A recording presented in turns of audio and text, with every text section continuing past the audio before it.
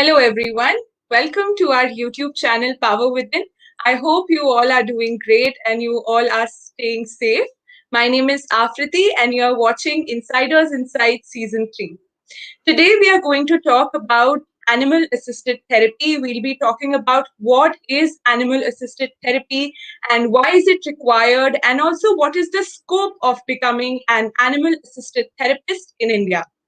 To guide us today, we have with us Dr. Rex Joseph, who himself is an animal assisted therapist, and he has his own organization, which is called the DogSide, which is based in Bangalore. So I will just add him to our stream. Hi, Dr. Rex. How are you? Hello, Afriti. How are you guys? I'm I'm good. good. I'm good. How are you? I'm good. Going That's good. Really nice. excited about this live interview. Yeah, that's great. So, Yeah. Dr. Rex, before diving into the conversation about animal assisted therapy, I would request you to brief our viewers a little about yourself and about what you do, what you've done in the past, and also about your organization, because I'm sure all of us are really curious about whatever you are doing and your initiative. Over to you. Right. All right. So, first of all, I'd like to thank Afriti and Power Within for getting in touch with me and telling me that we could do this interview because one thing is animal assisted therapy is a comparatively new field in India. Of course, it's been going on for a couple of years now. I think for a few years, different organizations have been practicing it, but it's still not got the kind of reach that we should be getting. Like people are not really aware of what animal assisted therapy is. So before I go into that, like Friti asked, I'll introduce myself a little bit. If you see my table moving around, it's because one of my dogs is running around and moving the table. You will see her shortly during the session. All right. So about me, my name is Rex Joseph. I was an assistant professor in psychology, so I got over 4 years of teaching experience in psychology. I used to work with, so I started working with Krishna Jayanti College, Bangalore. I worked with Christ University, Bangalore. I worked with Rajagiri College in Cochin, and I worked with Jain University, Bangalore. So Jain University, Bangalore was my last, uh, teaching experience. So I was there till June 2020. I completed my PhD in psychology from Pondicherry University in 2019, uh, which I joined Jain as an assistant professor. So psychology has been going on since 2008 for me. I started my degree in 2008, degree at Christ University, masters at Pondicherry University, and then PhD at Pondicherry University. During my PhD, I started working as an assistant professor, and I got over 4 years of experience in that. But then I've always wanted something to do with I wanted to work with animals, combine animals and humans, because of course I study psychology, as in all our papers are human psychology. I come from a psychology background as well. My father used to be a counselor. He passed away a couple of years ago. So I've got this psychology background from a very young age. I've seen my father take sessions and everything from a very young age. So that is why I got into psychology. Hmm. Why animal assisted therapies? I've always had an affinity for animals of all sorts, right? But the problem is, see, I've had all kinds of pets. I've had white mice, I've had hamsters, I've had lovebirds, I've had a whole different variety of, I've had fish, I've had cats, I've had dogs, right? But the thing is, whenever I consider getting a pet, the biggest concern that I have is, the lifespan becomes a problem, because none of our pets live as long as us. Becomes very difficult. And it reached a point where even my mom was like, okay, you're not going to get a pet which doesn't live long. So basically, white mice, hamsters and all, they last for 2 to 3 years, not more than that. Maybe 3.5 years, but that too not very well, right? But that's Hmm. when dogs came into the picture. I got my first dog in the year 2017. His name is Leo. Right now, he stays with my mom in Kerala. I sometimes think I think that my mom considers him a son more than me, because that's the kind of bonding they have. But I got Leo at a time during which my dad had just passed away. Right? I got him, I think, about a month and a half after my dad passed away. So I never had any plans for getting into animal assisted therapy or anything. Of course, I wanted a pet dog. That's a different thing, but never thought of it as anything therapeutic. But Hmm. what I saw when I got Leo was one of the reasons why I started considering animal assisted therapy. Right? Because the kind of influence he had or the kind of change he made in our lives, that too was a very difficult time for us. Hmm. uh, my dad and mom were married for almost 40 years, and my mom didn't basically know how to do things without him. And for me also, he was a source of guidance all the time, him being a psychologist and all. I mean, we were good friends, we were best friends.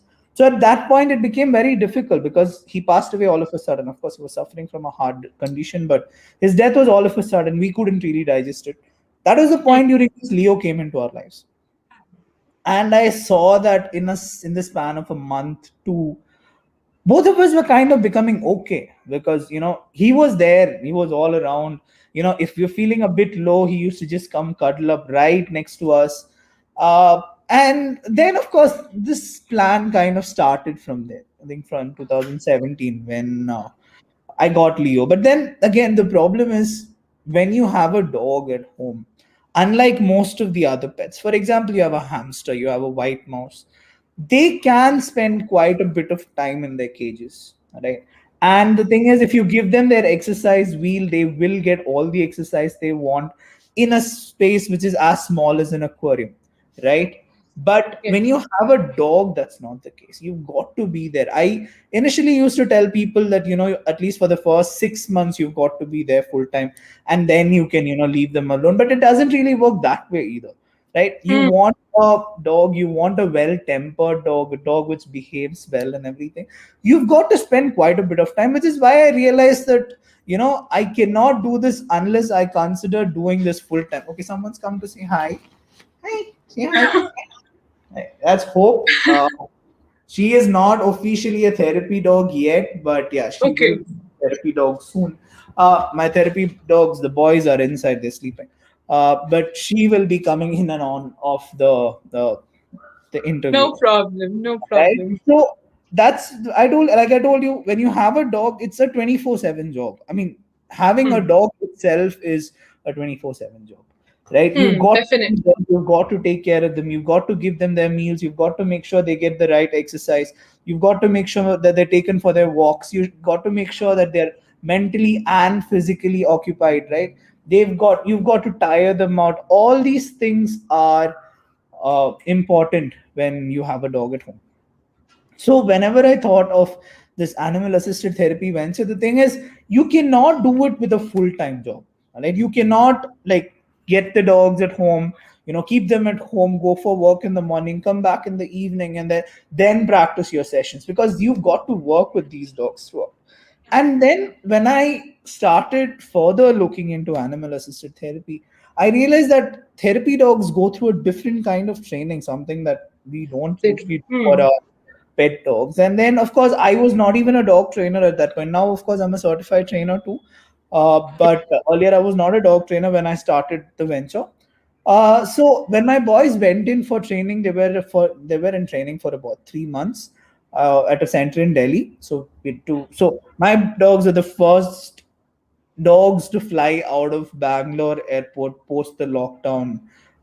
This thing, and I think June 2nd or June 3rd, they were on a flight to Delhi.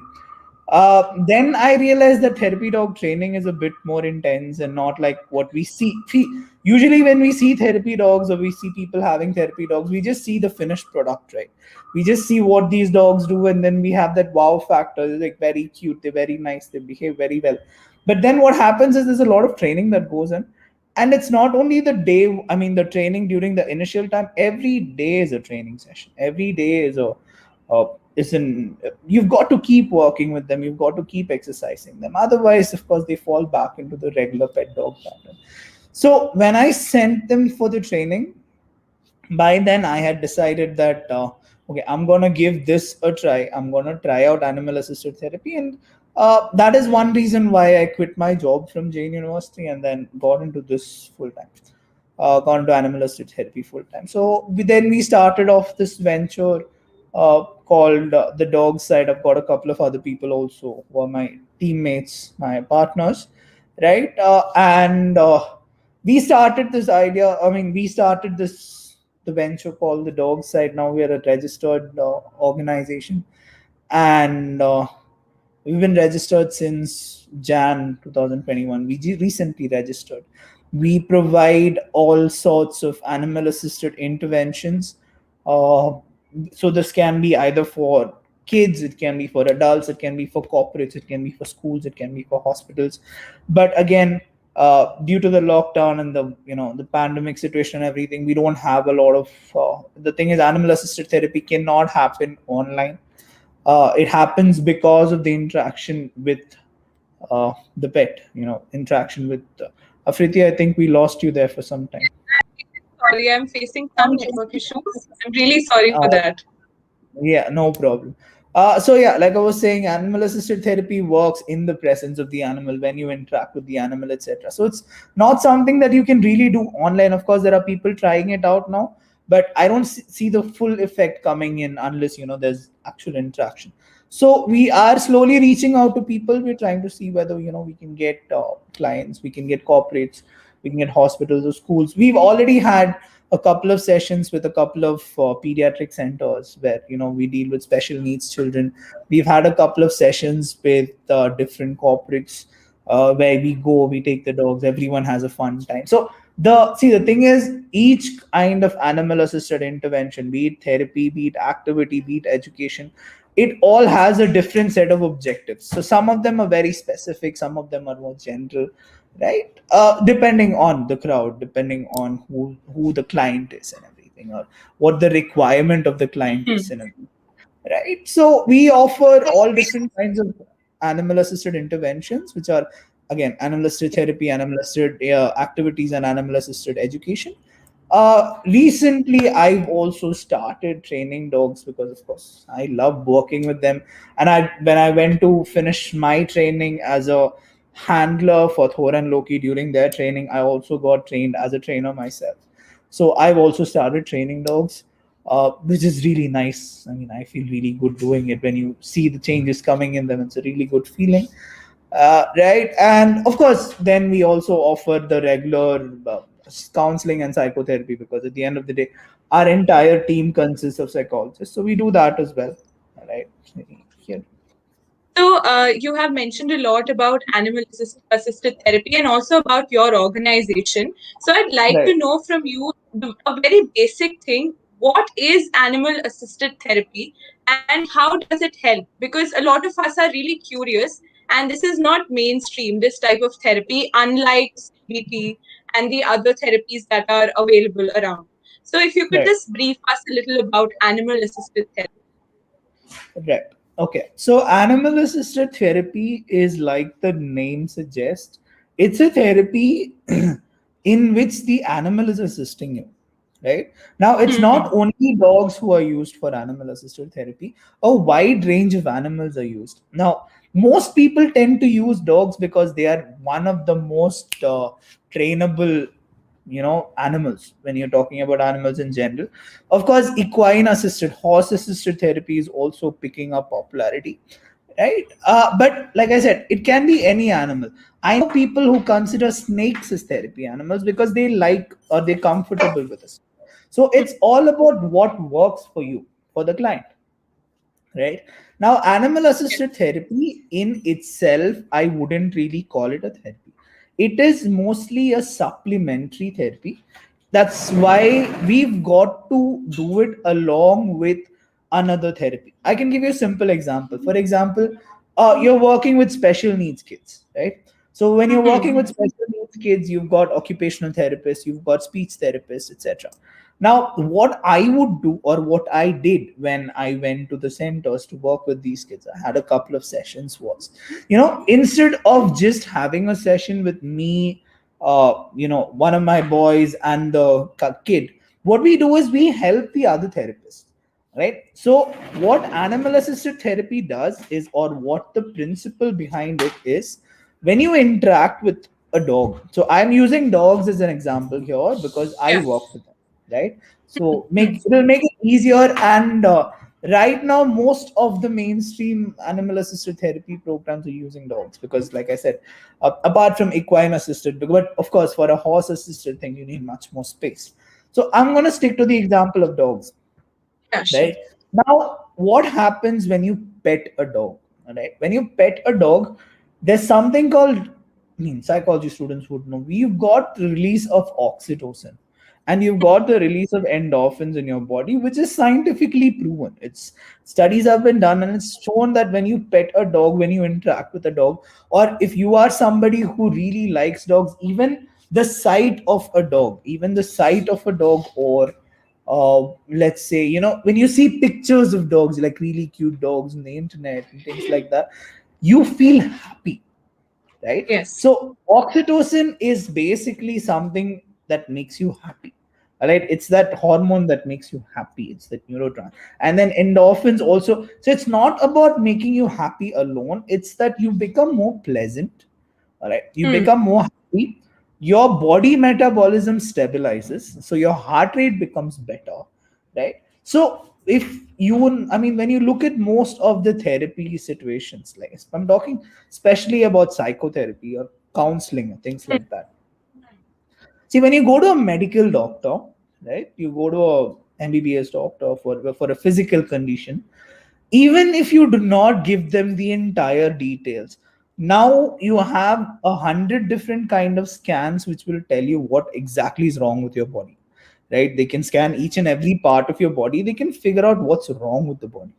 But when you're going to someone with a psychological problem, or a mental disturbance, you can't really scan and say that, okay, this part of the brain has a problem, or it's this particular aspect which is problematic. So it becomes difficult, and unless the person opens up to you, so that's what we call rapport building.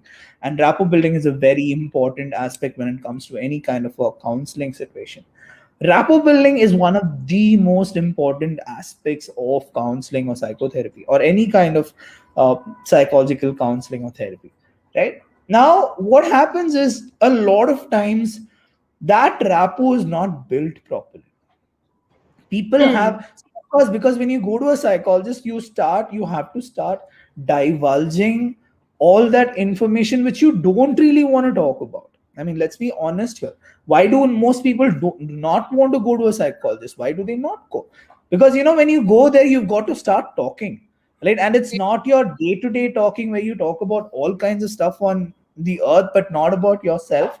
But here you've got to talk about yourself, which is why rapport building becomes very important. And if that rapport building doesn't work properly, if it's not formed properly, you can either expect the client to drop out of the therapy program, or you can have multiple sessions with zero result. All right, unless the person starts talking to you, right? Like a lot of people have their own ways of developing rapport. Not every, no, I wouldn't say any two people have the exact same way of building rapport. Of course, we have some general standard procedure, but everybody has their own techniques, right? But what I find is when you're using animal assisted therapy, be it with kids, be it with adults, when they come in, and see, first of all, they've got to be okay with the animals. Unless we are okay with Yes. the animal, there's no animal assisted therapy, right? Or of course, a person can opt for a desensitization program where we expose them to it and then they become okay. That's also there. But Hmm. otherwise, generally, a person who comes in for animal assisted therapy is somebody who's comfortable with animals already, right? So they come to me, we start a session. Thor or Loki, they go sit next to them, they start petting them, they start playing. Immediately, the oxytocin endorphin release happens. All right. Yes. So whether you like it or not, you are going to start becoming more pleasant. Right, you're going to start becoming distracted. Right, you will not be consciously thinking only about your problem because you've got these really cute co-therapists who are just there to cheer you up. They'll be playing with you, they'll be sitting with you, they'll be just they'll be sitting close to you. You can take them for a walk if you want, you can brush them if you want, you can just sit and give them belly rubs. They're okay with anything, right? Yes. So when you do all that, what happens is your inhibitions go down, right? Hmm. You become Hmm. more pleasant, you become more happy, right? And your heart rate kind of stabilizes, all right? You're okay. That means you're in an optimum condition at that point. You're okay to talk. right? And of course, the fact that the therapist has a dog or two with him will make it easier to start a conversation. See, for example, if I meet someone who likes cars, right? I sit with them for 5 minutes and I realize that they like cars. I'm pretty sure we can have a 2 hour conversation because we can talk about all the cars, right? Hmm. So here it's multiple things at play. One thing is the dog kind of stabilizes you, all right, makes Hmm. you feel happy, makes you physically stable, and then you have a topic to start your conversation about. You can start talking about your dog, about what you do, things like that, and that helps you in rapport building. Hmm. All right. Definitely. So that's the first step. That's the first step. This happens, be it for adults, be it for kids, be it for any age group. This is how it starts. And then once you're into the therapy session, when I'm giving my counseling, when I'm coupling animal assisted therapy with my counseling or my psychotherapy, of course, when you start talking about the issues that you have in life, there are often times when you will get really disturbed, right? You will Hmm. because you're talking about a lot of stuff which you did not think that you would even have to remember, right? And those times again, there are chances that you feel sad, you feel stressed, and then there are times when you feel that you cannot really continue because there's too many emotions coming in. At that point also, since these guys are around, your stress levels will be kept at a minimum level because your body is producing oxytocin and endorphins. Your heart rate will not go up too much because the presence of a dog, interacting with a dog, kind of stabilizes, normalizes your heart rate. So basically what happens is you wouldn't go too much into the physical reaction of a panic situation, right? Because these guys will kind of calm you down, right? And they will keep you pleasant, they will keep playing with you, you will keep interacting with them, so the conversation becomes easier, right? So the basic Definitely. idea of animal assisted therapy, using dogs and animal assisted therapy, is, like I said, oxytocin, endorphin, and the stabilizing of the heart rate. But like I said, all these things combine together. You've got to work on all of them together, and that's how it supplements your other therapies. Now, animal assisted therapy is used not only with psychological counseling; it's also used in physiotherapy, right? Because clients or patients who are not willing to do exercises or do their regular walk or things like that, there have been instances where when they're asked to take a dog out for a walk, they actually do it, as Yes. when compared to they're asked to go for a walk by themselves, or with the doctor or with the nurse, they refuse to do it because when they have to take the dog out for a walk, again, they're more happy, they're more pleasant, and they want that happiness, they want that interaction, so they go more willingly. So this, it's not, like I said, not only for psychological therapy, it's also for physiotherapy. That's what animal assisted therapy is all about. Okay. So, is there also a difference between animal assisted therapy and the animal therapy and animal psychology? Is there any difference between all of these three? All right, so animal psychology is basically a completely different thing. It's the psychology of animals. All right, so that's just like I mean, in our regular psychology courses, we study the psychology of humans. Animal psychology is the psychology of animals, and uh, very few places they offer these courses, but of course it's there. And again, it is different from animal to animal. So I think different institutes specialize in different animals, and not all the animal psychology is completely understood also as of today. I'm pretty sure canine psychology is understood because canines have been domesticated quite some Yeah. time back, but the other animals, when it comes to their psychology, not completely understood as well as it should be. But different institutes offer different kinds of animal psychology programs. And you were also talking about animal therapy, other or so I would call it pet therapy, right? Instead of animal assisted therapy, I would call it pet therapy. It's nothing but you know interacting with the dog in itself is Hmm. therapeutic, right? Yes. If you like cats, interacting with the cat in itself is therapeutic. So whatever animal it is that you like, so there you're not combining any other therapy with it. There the therapy is not supplementing anything else. It's just you coming, spending time with your pet or Hmm. somebody's pet. You feel good. That's pet therapy. right? There's no specific goal or objective to it. But when it comes to animal assisted therapy, it needs to be specific. It has to have a couple of goals. And yeah, that's the basic difference. Okay.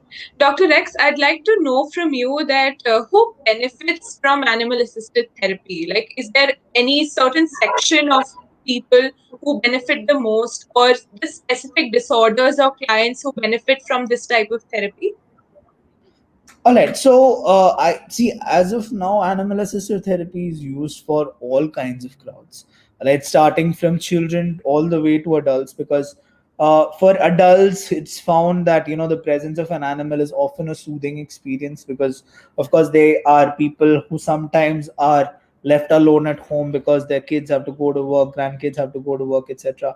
For kids, it becomes easier because especially for special needs kids suffering from autism, ADHD, and things like that. What happens is, see, they are always afraid of being judged, right? Because they're always afraid that they would make a mistake. So we kind of combine animal assisted therapy with animal assisted education, where the kids have to read books out to the dogs, they talk to the dog. So they can do all that without the fear that the dog is going to correct them or be judgmental or things like that. So one of my boys is actually specially trained to work with special needs kids, meaning that even if somebody puts his hand inside Thor's mouth, he'll not bite. That's how gentle he is with kids, with adults, with anyone, right? And of course, and special needs kids, they do benefit to a large extent, because in my case, since I have one dog specially working with them, but otherwise, it's not one particular crowd. It's useful in with almost every crowd and almost all kinds of mental disorders, including cases like schizophrenia, Alzheimer's, etc. It's been found that animal-assisted therapy is actually effective. Okay. So you are assisted by Thor and Loki, who themselves are licensed therapists. So Yes, what sir. is, yeah, certified therapists? So is what is their role in animal assisted therapy? Uh, See, it's not that they come and do anything specific, right? So they are trained to be calm in every situation. They are trained to interact with anyone and everyone who wants to interact with them. They're very confident dogs, all right? And what they do is, when I'm having a session, let's say I'm sitting here, the next person, person is sitting next to me or opposite me. Initially, when the session starts, either of them, Thor or Loki, or sometimes both of them, will be sitting right next to me when we start the session, when we introduce them, etc. After that, it depends on the client and the dogs, right?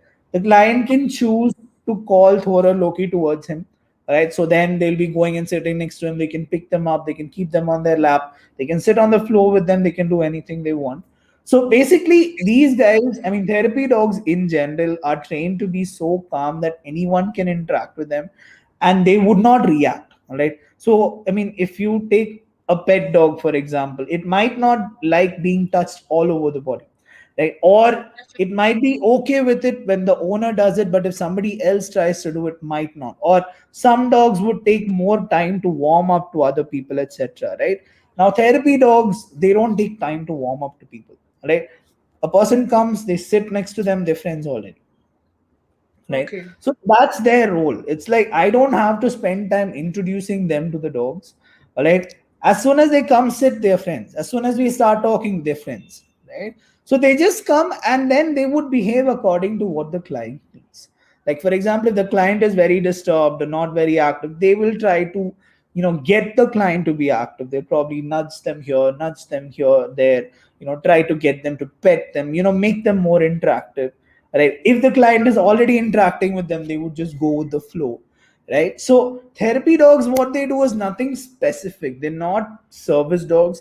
They're not trained to do specific activities, but rather they're trained to work with anyone and everyone, all right? The only thing is the handler has to be there. So in my case, Yes. I'm the handler of Thor and Loki. So since I am the psychologist as well, it makes the communication much easier.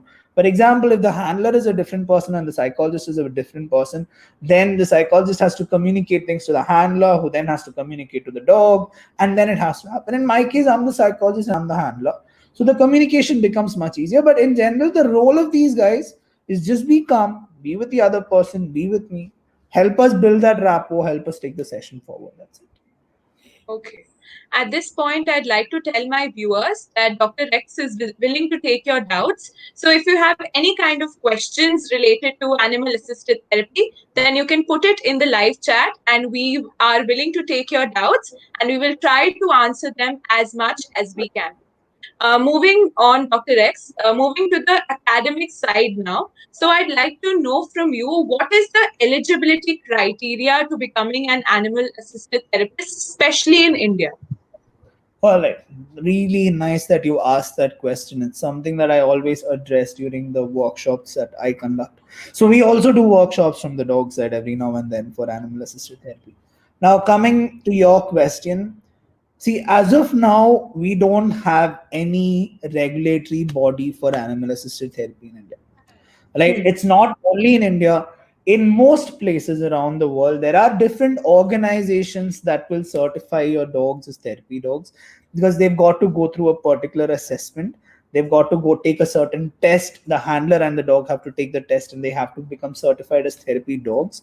But animal assisted therapy as a profession for humans is not a regulated profession in India, right? Hmm. Okay. But the thing is, when you call it therapy, you have to be licensed to be a therapist of some sort, right? So ideally, I would say you have to be a psychologist or a special educator or a social worker or a doctor or a nurse. So you have, because like I told you in the beginning of the session, animal assisted therapy is like a supplementary therapy for whatever other therapy it is that you're providing, right? Yes. So if you want to practice as an animal assisted therapist, ideally you have to be a therapist of some sort, and then you should be bringing in the animal assisted therapy to your actual therapy, right? Hmm. That is all that is required. But otherwise, there's no licensing body. Of course, there are a couple of institutions which offer courses. Even I offer courses on animal assisted therapy, and of course we offer certificates as well, whichever organization is doing it. But none of that is a government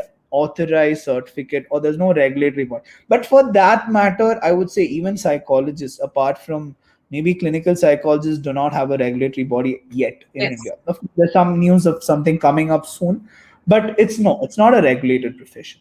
You've got to learn how therapy dogs work. You've got to see whether you can fit that into your therapy. And then of course every animal assisted therapist would have differences in how they actually implement, slight differences here and there on how they implement animal assisted therapy. Okay. One more question related to my previous question. I'd like to ask you, is it necessary to have a background in psychology in order to become an animal assisted therapist? No, that's what I just said. You've got to have a. You should be a therapist of some kind. Now, not only psychologist, a therapist. A special educator is also a therapist for special needs kids, of course.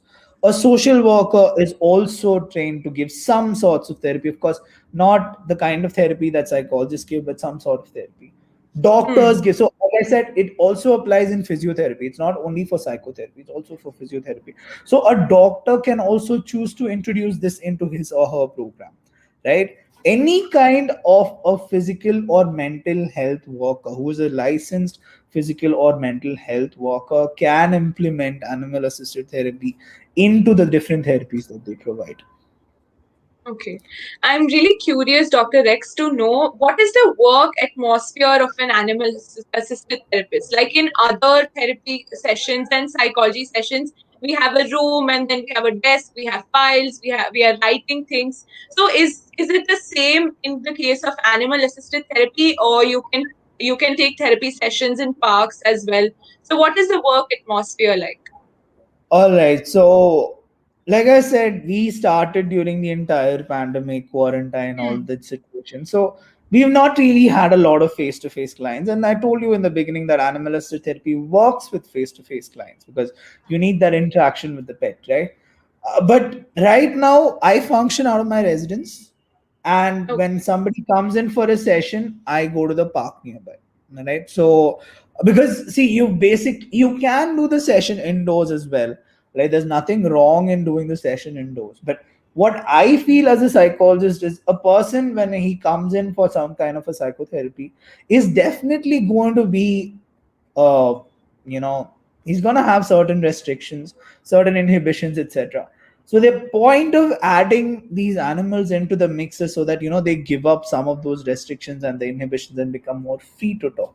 Now that becomes even more better when you're working outdoors, right? You can so they can take the dogs out for a walk by themselves. I'll just walk along with them and talk to them. They can decide to sit in one place, brush the dogs. They can do anything, all right? So there is no hard and fast rule on when it comes to where it has to be done. You can do it indoors, you can do it outdoors. I would say it's got a lot to do with what you want and what the client wants, what both of you are comfortable with. For that matter, even when it comes to my regular counseling sessions, I tell people, if you want to sit outside, there's no problem, because see, at the end of the day, what you want is to create that rapport, right? Yes. And if you don't have that rapport, you're not going to make it as a psychologist. You're not going to have a success rate with your client. So you've got to make that rapport. So for that, if outdoors works better, outdoors works better. Right? So that's Hmm. completely up to the client and the counselor. So, Dr. Rex, you've already told us about, like, there is no governing body which uh, is affiliated or is concerned about animal assisted therapy in India. However, is there any kind of international body that moderates the licensing, or is there any kind of licensing required to become an animal assisted therapist? In India, no, we don't have a license to become an animal assisted therapist. We don't require a license. And in most parts of the world, you don't require a license to become an animal assisted therapist. Now, when you're using animals in therapy, like let's say, again, going back to the example of dogs, because I work with them, the dog and the handler has to be certified as a therapy dog team, right? There, for that there is a certification, but again, in India we don't have a government body, but there are different organizations which do the same. So they train the dogs, they certify the dogs and the handler. So when you use animals for animal assisted therapy, the dog and the handler, or the animal and the handler, they have to be a certified handler dog therapy team, right? But apart from that, there is no license which says that you're going to be an animal assisted therapist, because oftentimes it's not the handler who's the therapist. Like if Hmm. you look at most of the other animal assisted therapy organizations in India as of now, i would say I would say almost all of them, maybe one or two exceptions, but otherwise most of them, the handlers are not therapists, right? The handlers are not a psychologist or a social worker or a special educator or nothing. So what happens is, there sometimes they work with consultant psychologists who come as and when required, right? So that they can work with the team. Because when you're calling it therapy, when you're calling it psychotherapy or physiotherapy or part of a therapy, the person giving the therapy has to be certified or licensed to give that therapy, right? Yes, So I definitely. can, I am a PhD in psychology, I'm certified and licensed to provide counseling, right? Of course, there's no Hmm. license body, but then I've got the credentials to provide counseling and psychotherapy, right? So here I am using this as a supplementary tool for myself. So there's no body as such which gives you a license for animal assisted therapy practice. But of course, there are organizations which will certify your dog and yourself as a handler dog therapy team. Hmm. Dr. X, you just mentioned about the certifications that the animal, or especially in your case, the dog has gotten to become your assistants in therapy. So I'd like to know, how did Thor and Loki, since they are your assistants, how did they get their certification to become assistants in therapy? All right. Now, when you're talking about the therapy dog, all right, there are, no, I'm not going to go into the entire details because that's going to take a lot of time. But there are a set of skills that they have to have, right? So there is a particular set of skills that they have to have. It's nothing complicated, but it's mandatory that they have a certain set of skills. They've got to have a particular set of characteristics. Their temperament has to be right. So what happens is, once they go through their training, right? Once they go through their training, we check them on each of the skills. We check them on each of these characteristics. They are awarded marks for the same, and if their overall marks is satisfactory, that's when they get certified as a therapy dog. Hmm. Okay. And I wanted to know, like, what are some of the institutes and organizations that provide a course in animal assisted therapy? You also mentioned that you also provide a course like this. So if you could just give us details about the same. All right. So, see, I don't know all the organizations which provide Hmm. courses on animal assisted therapy, but I know that there are different people practicing animal assisted therapy who provide the same. If any of you are interested, you can go to the DogSide page on Facebook or on Instagram. We have workshops coming up every now and then. The contents of the workshop, the fees of the workshop. So it's usually either a 1 day workshop or we've got 3 day workshop. So the 1 day workshop kind of puts everything in a nutshell and gives it to you, and then you can decide whether you want to go for the 3 day workshop or not, or you can go directly for the 3 day workshop, which is an extensive workshop about animal assisted therapy. We go through all the details, all the skills, what is required, what are the ethics, all those. So I'm not really able to remember the other organizations, but of course you can look them up online. I think Therapeutic Pause is one, but then again, most of us are offering the course online right now. All right. So if you go to my page, the DogSide page on Instagram or Facebook, you will see the posters of the earlier workshops that we've done. Uh, Hmm. but again, that's the certificate program for animal assisted therapy. Now, if you're talking about the institution where training for the canines and all happen, I trained my boys at this institution called Canine Conditioning in Delhi. It's run by Varun. Varun is the head trainer, and also he used to work with the Hong Kong Therapy Dog Association earlier. He spent almost about 4 years plus in Hong Kong working with therapy dogs before he Hmm. decided to come to India and set up his own venture here. So that's where I got my boys trained and certified, where I also got certified. So yeah, I hope that answers the question. Lastly, I would like to know from you, what are some of the challenges that you face in this field? Challenges. All right, interesting again. See, the biggest challenge that we face is that people do not know about it. Right? Yes. People do not really know what animal assisted therapy is. Uh, so the thing is, it's about creating awareness. Now, I told you that I've been to a couple of pediatric centers, special schools, and corporates. The places where I've gone, they loved it. All right. I'll give you the best example. The first pediatric center that I went to, I had a 1 hour group session with all the kids in the morning around 10 o'clock. And then the kids had a snack break. They all went in for their snack break. During the snack break, one of the therapists came out and told me that this is the first time that all the kids just ran in, sat at their tables, and had their snacks without making any fuss or running around or anything, because they really wanted to come back and interact with the dogs. Right? So Yes. they're like, this is the first time that's happening. Right? So behavioral changes, the willingness to participate, all those things are very fast and very evident when it comes to animals. But the problem is reaching out to the crowd. I'm pretty Hmm. sure the biggest challenge we have as of now is that nobody knows what it is. If people start knowing about it, I'm very sure this is something that's going to boom, because in places like US and UK, and everyone knows what a therapy dog is because they are mainstream. They work in hospitals, they work in corporates everywhere. But here, hospitals are very reluctant to Hmm. let dogs outside because of hygiene issues and things like that. Corporates are all shut down right now because of all work from home. Of course, it's starting very soon. Schools and all still the same. And again, so I would say the biggest challenge is making people aware of this entire venture. Once people know what it is, I'm pretty sure it's going to be a fun ride from there. And also, one more thing. So, me and the boys, we got covered by CNN News 18 also. We've been covered. So, if there is any place where I can share the link of the footage, you let me know and I can share Sure, it with you you. can share it with me and we can put it in the description box so that Right. everybody can have access to that video link and I that clip. will.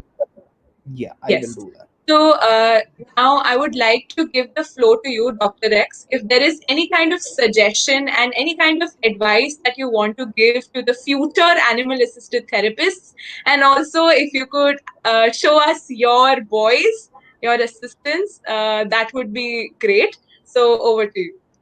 All right, so bringing the boys out right now might not be a great idea because they went to sleep. And so, again, like I was telling you, there are a lot of do's and don'ts when you work with therapy dogs.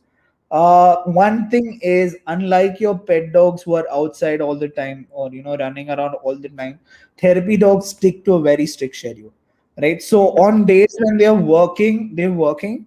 On days when they're not working, so we don't let them out like we let the other dogs out, right? They come out for a purpose, so we call them working dogs, right? They're not like your pet dogs, they're working dogs. So where if you look at working dogs, there are different classes of working dogs. You would see that when they're not working, they're resting, right? So we kind of follow the same thing with the boys as well. Of course, I'll show Hope to you right now. She's also picking up a lot of qualities of a therapy dog, right? Just a second, I'll get her.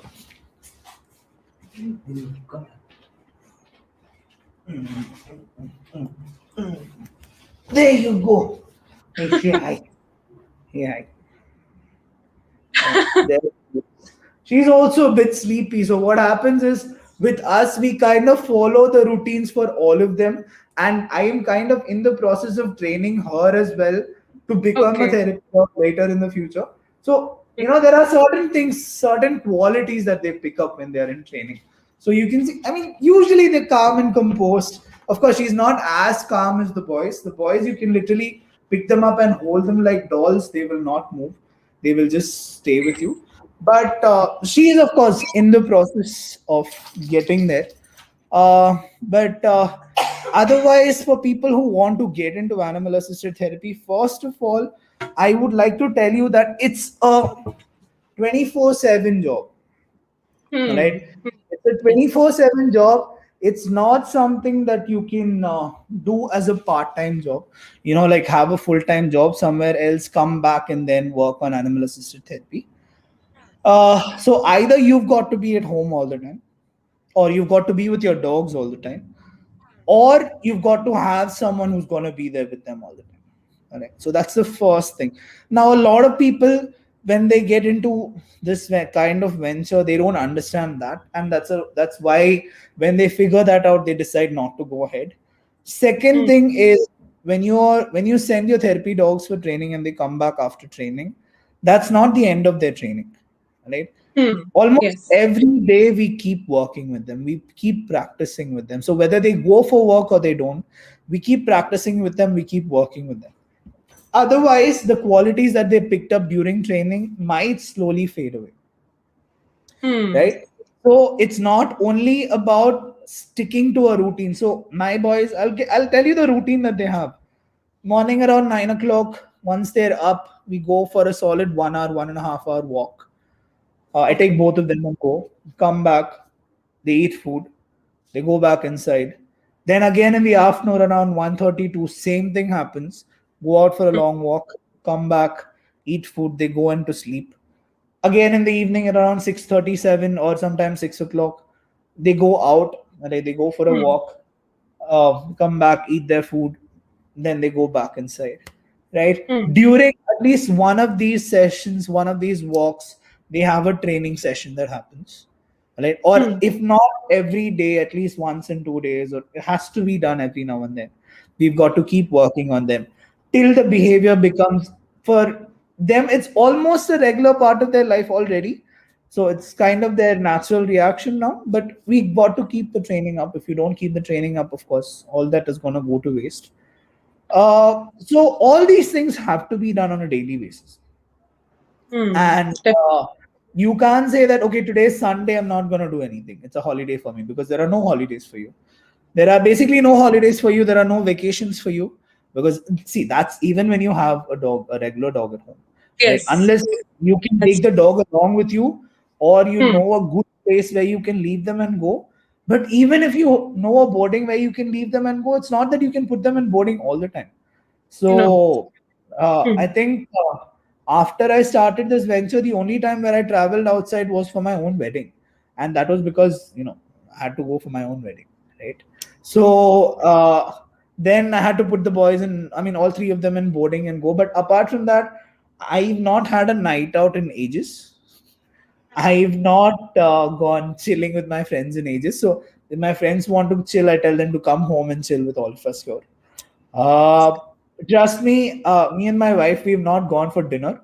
Because we go out, then who's gonna take care of the dogs, right? Yes. So uh, once you start working with an animal assisted therapy venture, unless of course if you have people who are gonna do all these things for you, then it's fine. But if you're doing it on your own, you're gonna start eating, breathing, living dogs. I mean, dogs are gonna be there everywhere, right? Yeah. You can't be bothered about fur, right? The Hmm. amount of fur that's there in my house, even though they're brushed, even though the house is swept and cleaned and everything, the amount of fur, because Thor is a golden retriever and he Hmm. shed, right? Yes. So I mean, you've got to make changes to your basic lifestyle itself. So I generally tell people, whoever approaches me for getting into animal assisted therapy, what I tell them is, if they're in Bangalore, they can come work with me for a while. I also provide internships and things like that. I offer internship, I do mentorship, right? So if people want to do this, the only thing I would tell people is, don't get into it before you know what you're getting into. So Yes. that's why I tell people, attend at least one workshop about animal assisted therapy. Know what you're getting into, because I know people who've gotten into it and then figured out that they cannot do it anymore because they cannot live this kind of a life, right? It's not that easy to do things this way. But of course, I am okay with it. My wife's okay with it because we like dogs. We're okay with them around all the time, right? So it's not a lifestyle for everyone. Hmm. So before you get into it, you've got to know whether you can really do this. I'm not trying to discourage anyone here, but I'm just putting the fact out there. You've got to make sure that you can do it. You've got to give it a short try before you jump in full time into this, because it might not take off immediately. Like I said, awareness is important. People need to know what animal Hmm. assisted therapy is and the benefits and things like that. But if you like doing it, like for example, you attend a workshop and you say that, okay, I'm going to do this. I like doing it. I am going to be Hmm. able to do it. It's one of the most satisfying things you can do. Yes. Because Definitely. at the end of the day, the love you get from these co-therapists, nothing can beat it. Yes, definitely. Thank you, Dr. Rex, for that beautiful session. And I'm sure a lot of myths have been busted, and this type of therapy is not known to even the students who are in the field of psychology. And I'm sure all of us have gained deeper insights to animal assisted therapy. So, thank you, Dr. Rex, for accepting our invitation and being a part of our Power Within community. Thank you, Dr. Rex. Uh, You're welcome. with this, we come to an end of today's session. Please like, share, and subscribe to our channel Power Within, and share this video with your friends and also our YouTube channel so that they also find the one stop solution for all psychology aspirants, Power Within. Thank you, everyone,